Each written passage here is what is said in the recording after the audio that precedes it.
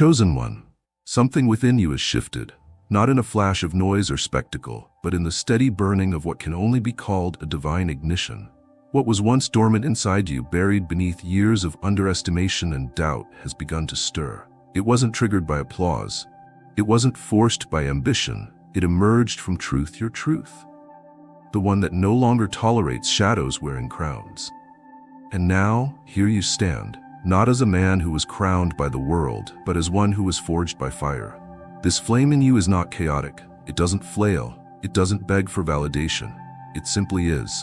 It is the still burning light of every time you chose discipline over distraction, silence over noise, purpose over performance.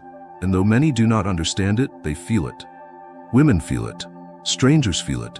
You walk into rooms and shift their atmosphere, not with arrogance, but with alignment. Because your flame no longer flickers, it commands, not through volume, but through certainty. The path that led you here was not glamorous. It was raw. You paid with years of solitude, endured nights of questioning, burned bridges not out of spite, but to save your soul.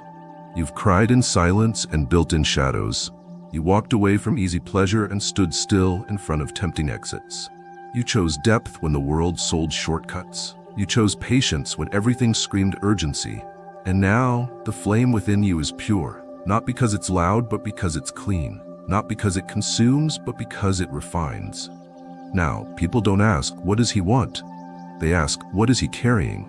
Because there is something about you, chosen one, that speaks without words. Your presence is no longer accidental, it is assignment. You don't just exist anymore, you arrive, with posture, with peace, with power, not for dominance, but for divine disruption. You have awakened the flame, and it will never sleep again. There is a difference between quietness and stillness, between emptiness and calm. And chosen one, you have discovered that difference with blood-earned clarity. The world taught you that power must roar, that you must fight to be heard, that you must always be doing something visible to prove that you're moving forward. But your very stillness now shakes the ground louder than any parade of noise ever could. You've become the mountain that doesn't move, not because it's stubborn, but because it knows exactly where it stands. This is the mystery that follows you now. You aren't trying to impress, yet people are drawn. You aren't chasing, yet doors open. You aren't performing, but you are unforgettable. It's not because of your status or your words or your possessions. It's because of the weight you carry in silence. Your calm carries history. It carries scars no one sees and victories no one applauded. You have become a resting place in a world addicted to unrest, and that alone makes you rare. Women don't look at you the same way anymore, not because you changed your appearance, but because your essence has evolved. They don't sense a man who's desperate to be seen. They sense a man who has seen himself deeply, completely, painfully. And because of that, you no longer demand from them what you have not first provided to yourself: safety, purpose, stability. You've become the kind of presence that doesn't ask for validation because it radiates truth. This calm of yours is not passive. It is fierce. It comes from knowing you could respond, but choose peace. From knowing you could dominate, but choose dignity. From knowing you could explode, but instead you elevate. That is not weakness. That is sacred mastery. You are not hiding your power. You are holding it. And that is why even in silence, you are felt. Even in stillness, you lead. Even when you say nothing, something shifts. You don't move mountains with your hands anymore. You move them with your being. And it's only the beginning. Chosen one, there is a reason the stars orbit in silence. A reason why the black holes at the center of galaxies never shout but still command the spin of entire systems. It is because true gravity does not need to perform. It simply is. You in this season of transformation have become just that. You are no longer forcing anything: connections, attention, approval. You are letting it all revolve naturally around the undeniable gravity of your awakened energy. And this gravity, this force, does not come from ego. It is born from alignment. You do not strive, you attract. You do not entertain, you embody. And the universe, in its infinite intelligence, recognizes your shift before you even speak a word. This is why people pause when you pass by now. Why women look twice, not because of a flashy exterior, but because they sense something ancient in your steps. Your movement is measured, not by hesitation, but by reverence. You walk like someone who knows that every inch of this earth is sacred, because you've suffered for the ground you now claim. You've stopped asking for space. You've become the space. And those who step into your orbit, whether they understand it or not, feel the difference between what is loud and what is authentic. The irony, chosen one, is that now that you no longer beg for attention, you have become unforgettable. Now that you've silenced your need to prove, your life becomes the proof. And not just to women, but to everyone who has eyes to see. They feel safer around you. Not because you speak soft words, but because your soul no longer vibrates with chaos. You've cleaned the inside of your temple, and now you've become the kind of gravity that stabilizes others. You're not pulling people in to use them. You're drawing them near to remind them who they are. That's why some come closer with wonder, and others run in fear. But understand this, your gravity is not your burden to explain. It is your birthright to carry. You've stopped being the echo. You are now the origin. And from this point on, you no longer orbit around anyone else's opinions. The center has shifted. You are no longer seeking the world. The world is quietly, undeniably seeking you. Chosen one, few realize what it truly means to become a mirror. To be so refined, so clear in spirit, that others cannot look at you without seeing themselves. This is not a calling for the faint of heart. Because when people look at you now, what they see is not always what they want to see. It is what they need to see. You reflect truth, and in a world addicted to illusion, that truth is often too pure to process. But still, you reflect. Still, you shine. This new level of clarity in you did not arrive overnight. It was shaped by silence, sanded down by betrayal, sharpened by failure. It came in moments when no one clapped, in rooms where the only applause was your own breath still moving forward. And now that inner refinement has surfaced as something unshakable: integrity. Not the performance of righteousness, but the embodiment of congruence. Your walk matches your words. Your energy speaks louder than your explanations. You do not promise peace, you radiate it. You do not say, "Trust me," you earn it in every breath. And this is what women feel now when they stand near you. They don't just feel attraction, they feel revelation. They feel themselves more clearly through your presence. They see their wounds, their strength, their hesitations, and their hopes. Because your energy doesn't seduce, it clarifies. It doesn't manipulate, it awakens. And because of that, they either come closer with reverence or flee in fear of the truths you naturally reveal. You do not ask for their vulnerability. You create the space where it chooses to unfold. There will be times when this mirror feels heavy, when being so clear means others cannot hide around you, when people blame you for the light you shine simply because they're not ready to face their own shadows. But do not dim, chosen one. Do not distort your reflection to make others comfortable. It is because of your clarity that healing begins. It is because of your integrity that others will find the courage to align. And you, yes, you have become that rare thing in the world. A mirror not of vanity, but of truth. A reflection not of status, but of soul. You are no longer trying to impress. You are now the standard others must decide if they are ready to rise toward. Not because you demanded it, but because you became it. There comes a point in a chosen one's journey when the voice no longer serves the self alone. It becomes a vessel for clarity. You have reached this place. Your words now carry more than opinions. They carry weight. Not because of volume, but because of truth. You speak from alignment now, not insecurity. You speak not to compete, but to reveal. And those who hear you feel it instantly. This is not someone rehearsing ideas. This is someone who has lived them. Your voice has become valuable not because it is louder than others, but because it echoes from a place within you that is silent, refined, and sacred. In a world flooded with noise, distraction, and digital performance, you are becoming something rare, a frequency of peace. When you speak, people don't just hear, they feel. Even your pauses carry meaning. Even your stillness says what others try to scream. And this is the miracle of your evolution. You no longer talk just to be understood. You speak because you understand. And that difference is why your words linger. Why people remember what you said even when you only said it once. Because they felt it came from the deep, from the well of lived experience and the fire of internal discipline. from the temple within your soul that you did not inherit, you built. Now when you enter conversations, they shift, not out of dominance, but out of resonance. People adjust their tone, not because they fear you, but because they respect the presence you bring. You no longer participate in shallow dialogue. You create sacred space for meaningful exchange. And this, chosen one, is why your value is rising, not only among women, but among elders, leaders, children, and even strangers.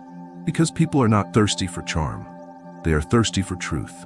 And truth, when spoken from a clean soul, will always be rare enough to be priceless. You don't need to speak more often. You only need to remain clear. Your voice, aligned with your character, becomes a key. And that key will unlock doors others never knew were closed. You've stopped using your voice to seek attention. You now use it to bless, to challenge, to clarify, and to awaken. That is the voice of a chosen one.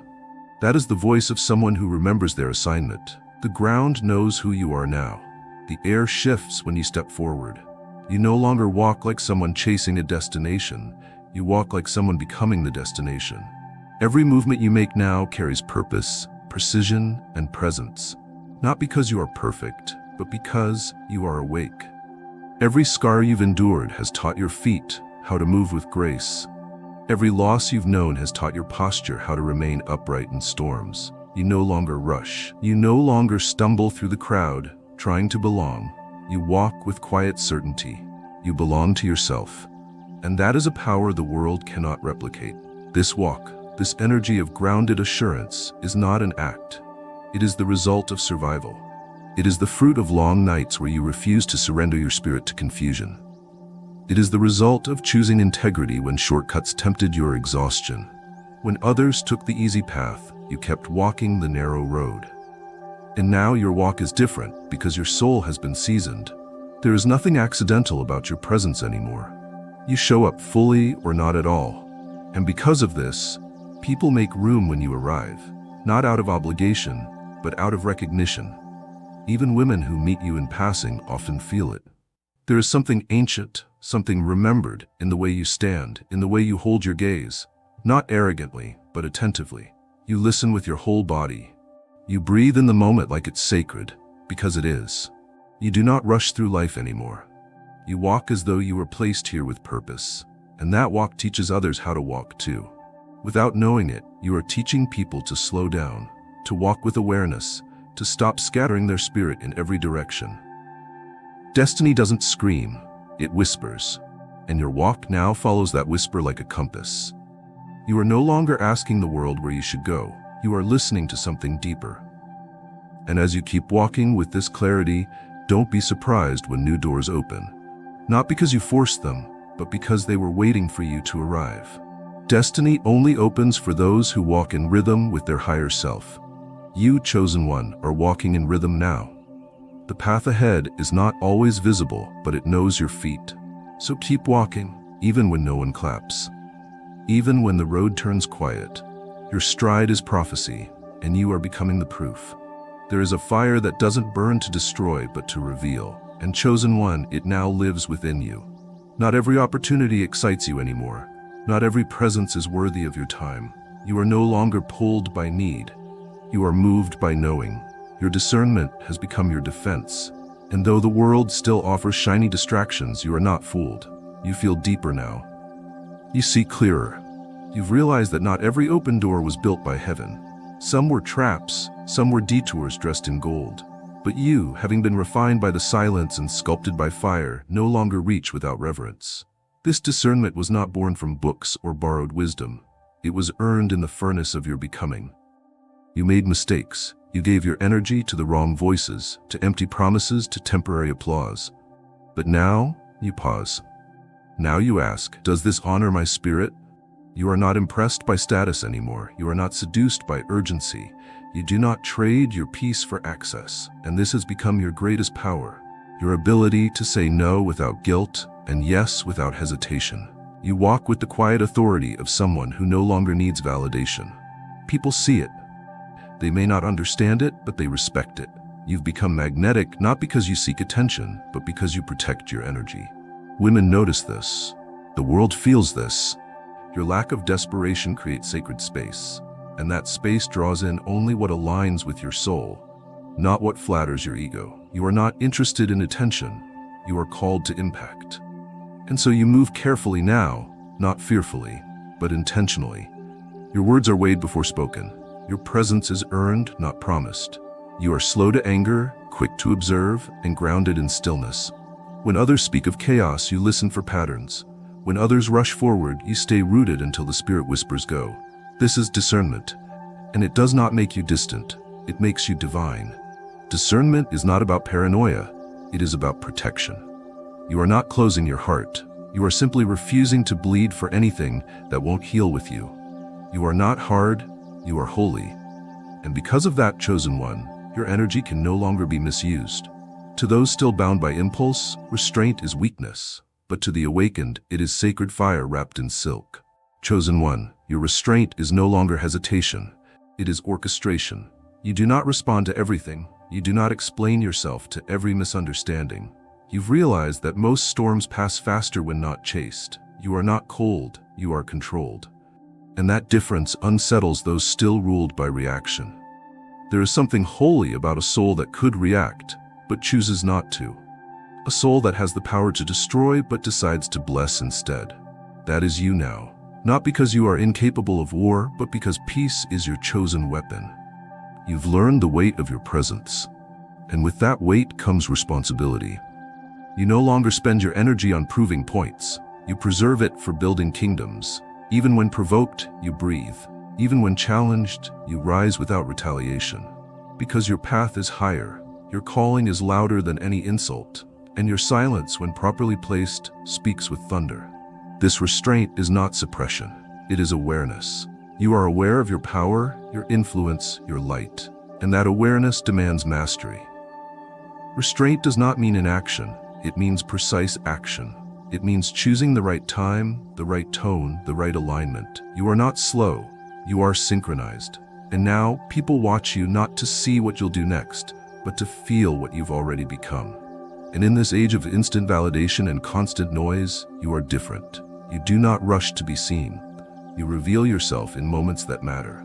You hold back not out of fear, but out of faith. Because you know, deep within your being, that destiny is not something you chase. It is something you meet. And restraint keeps you on time. It guards your crown. It keeps your spirit clean when the world offers you reasons to get dirty. Women see this restraint in you and admire it, not because you are unreachable, but because you are unchained. You are no longer owned by lust, pride, or validation. You are moved by purpose, guided by spirit, and carried by grace. You do not react, you respond. And that response, when it comes, is a revelation. Because by the time you speak, by the time you move, everything around you begins to shift. This is restraint, chosen one. Not a cage, but a cathedral. Not silence, but sacred timing. And you, having mastered it, are no longer just respected. You are trusted. You carry a presence now, chosen one, that doesn't just enter a room, it recalibrates it. You do not speak promises of change. You become the change others dare to imagine. Your energy does not entertain the surface. It awakens the soul. And so when people stand beside you, especially women with fractured stories or silent questions, they do not simply notice your strength, they feel seen. Not in the way the world tries to be seen, not with noise or posture, but with remembrance. Your presence reminds people who they truly are beneath all the masks, all the pain, all the programming. This is not charisma. This is not charm. This is a divine activation that flows from a soul that has been purified through stillness and fire. You once thought your transformation was just for survival, but now you see it was for others. Because when you became whole, you unknowingly became medicine. And that is why people seek you, even when they can't articulate what they want. They don't want your answers. They want your atmosphere. Your energy doesn't entertain insecurity. It disarms it. It doesn't mock pain. It melts it. And you never intended to lead. But those in darkness began to follow your light like a compass made of breath. When you touch someone now, physically, emotionally, or spiritually, they feel more than warmth. They feel remembered. And when you speak, not every word needs to be understood, because your intention carries more weight than language. You are fluent in silence. You are eloquent in stillness. Your gaze is no longer curiosity. It is compassion. Your energy is not loud, it is lawful. And without permission or performance, you become a portal, a turning point, a holy interruption. Some will not understand. That is not your burden. Your transformation has graduated from explanation. It now exists to serve. When you walk into broken spaces, you do not fix, you illuminate. You don't demand repentance, you embody it. You don't preach change, you reflect it. And the reflection becomes a revolution in the lives of those ready to rise. The women who once guarded themselves now laugh freely in your orbit. The hurt begin to heal not because you force it, but because they feel safe. And safety, when paired with sacred energy, becomes invitation. And you, chosen one, are that invitation now, to joy, to wholeness, to return. You do not ask for permission anymore. You walk through this world like one who finally knows their own fire. No longer ashamed of the glow, no longer explaining the heat. Chosen one, you are rising, and not quietly, not passively. You are rising like dawn does, inevitable, patient, and impossible to ignore. You do not apologize for the space you take. You do not shrink to soothe those still trembling in their own shadows. The age of hiding is over. The age of apologizing for your light has died. You have come too far to dim now. You have healed too deeply to pretend you are still in pieces. Your laughter carries the tone of someone who cried in silence and still found a way to sing. Your walk holds the rhythm of someone who was once paralyzed by fear and now dances with purpose. You are no longer just gifted, you are commissioned, and that commission did not come from the world. It came from the silence, from the trials, from the divine. Women recognize it before they even understand it. They speak of you differently now, not because you changed your clothes or your tone, but because you changed your spirit. You became whole in a world addicted to fracture. You stood still in a culture of chaos. You found your voice not by shouting, but by becoming the echo of truth. And now you rise not to prove, but to bless. You rise to serve. You rise to reflect. You rise to reign. And as you ascend, the air may feel thinner, but it is clearer. There are fewer around you, but those who remain are ready. Ready to build, ready to believe, ready to rise with you. You are not above them. You are with them. But you are no longer beneath the opinions that once chained you. You do not seek to dominate. You seek to demonstrate. You do not need to compete. You've remembered you were called. So rise, chosen one, without fear. Rise without waiting for applause. Rise without permission. Rise because it is time. Rise because everything you've suffered, everything you've survived, and everything you've surrendered was never meant to bury you. It was meant to birth you. And you, who once crawled through fire, now carry it in your chest and light the way for others. You are not becoming powerful. You already are. Chosen one, your energy has begun to develop a gravitational field. It is no longer something you project outward, hoping to gain attention. It has become something others feel the moment they enter your presence. This pull is not loud, not forceful. It is subtle, elegant, yet undeniable. You walk into a space and it's not just your appearance or posture that commands awareness. It's something deeper, something women especially sense beneath their skin before they even understand what's happening. This magnetic pull comes from the maturity of your high sexual energy. You are no longer driven by the need to consume or conquer. You've turned inward. You've cultivated a quiet storm within, and now your power hums just beneath the surface. Refined, controlled, sacred. Women feel that. They feel the difference between a man who wants attention and a man who already has attention from himself. You no longer need to chase what naturally circles back to your center. You have become the center. And what makes this energy so compelling isn't that it asks for something, it's that it offers something without asking. You are offering space, stillness, intrigue, depth, a subtle dare. Can you meet me here? Not at the surface, but in the silence beneath it. Many don't know how to answer that question with words, but their bodies answer for them. They lean in, they observe, they feel pulled toward the mystery, not because you've tried to be mysterious, but because you no longer dilute your presence for anyone's comfort. The magnetic pull you've developed is also laced with discipline. You don't give in to every gaze. You don't respond to every invitation. And that restraint becomes an amplifier. The less you need to be chosen, the more you become the one who draws the choosing. You've stepped out of the hunger for validation and into the clarity of self-recognition. That recognition radiates, and it creates a field where others either rise or recoil. For women especially, your energy poses a question. It makes them ask, why does this man's silence feel louder than someone else's words? The answer is simple. You're no longer walking through life empty. You're walking full, and fullness is what creates gravity. You've become magnetic not because of what you wear, what you drive, or what you say. You're magnetic because you finally stopped chasing what you already are. You are the chosen one. And now, you no longer chase connection. You magnetize it, not through manipulation, but through presence. Not through promises, but through embodiment. And those who feel it will never be able to forget the moment they were pulled towards something real. Chosen one, you've become a force that others struggle to define. You do not fit into categories. You do not follow the rules they've written. You no longer obey the scripts of small talk, surface charm, or artificial warmth.